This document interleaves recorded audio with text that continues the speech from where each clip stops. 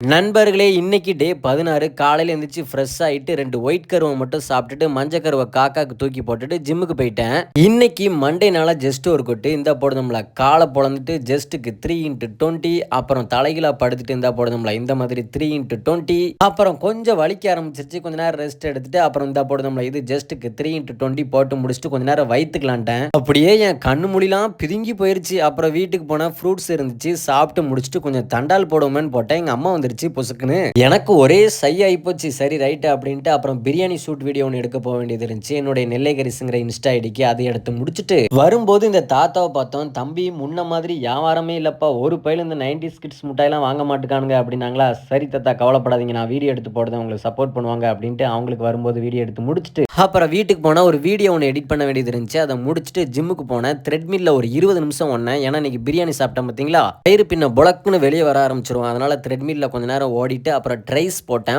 பல வேரியண்ட்ல போட்டேன். என்னன்னு தெரியல, இந்த ட்ரைஸ் போடும்போது மட்டும் கொஞ்சம் எரிச்சலாம் வரும் எனக்கு. ஆனால் இன்னைக்கு கொஞ்சம் ரசிச்சு ருசிச்சு போட்டு முடிச்சுட்டு வீட்டுக்கு போனேன். முட்டை தோசை இருந்துச்சு, சாப்பிட்டு முடிச்சுட்டு தூங்கிட்டேன்.